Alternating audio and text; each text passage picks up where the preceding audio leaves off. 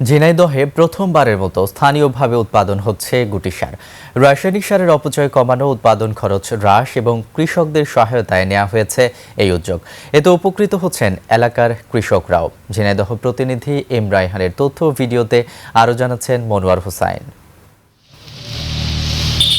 নির্ধারিত অনুপাতে urea, potash ও DAP সার একসঙ্গে মিশিয়ে তৈরি করা হয় সুষম সার। এরপর স্থানীয়ভাবে তৈরি মেশিনে দেওয়া হয় গুটি আকৃতি।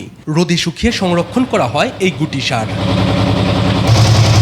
ঝিনাইদহের মহেশপুর উপজেলার পাথানগাছি গ্রামের কৃষক আরুল হকের উদ্যোগে উৎপাদিত এই গুটি সার ইতিমধ্যে ব্যবহার করছেন স্থানীয় কৃষকরা। প্রচলিত পদ্ধতিতে ছিটিয়ে সার প্রয়োগের তুলনায় গুটি সার কম পরিমাণে লাগে। এতে উৎপাদন খরচ যেমন কমছে, তেমনি জমিতে অগাছাও কম জন্মাচ্ছে।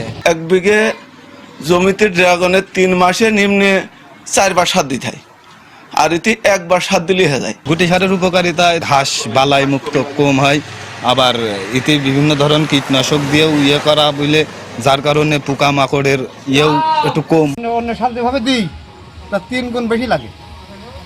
সেই এই গুটি সার আমাদের অনেক সাশ্রয়, অনেক বিনা থেকেও উপকার। রাসায়নিক সারের অপচয় রোধে কৃষকের উৎপাদন ব্যয় কমানো এবং অধিক ফলন নিশ্চিত করতেই এই উদ্যোগ নিয়েছেন বলে জানান উদ্যোক্তা। মেশিন দোকানদারি করি, তখন আমার চাষিরা টাকা ঠিকমতো দিতে পারে না, ওই খরচের বেশির কারণে। তখন আমি সিদ্ধান্ত নিলাম যে আমি গুটি সার বাইনে যদি খরচ কমাতে পারি, একদিকে চাষি লাভবান হবে, আর একদিকে আমার তার খরচ কমবে এবং আমার টাকাটা দিতে পারবে বেচা কেনা করে।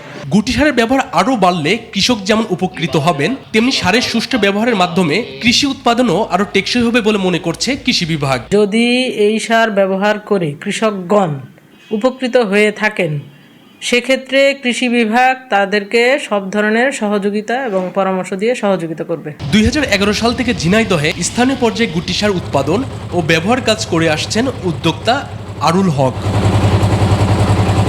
মনোয়ার হোসাইন, 21 টেলিভিশন।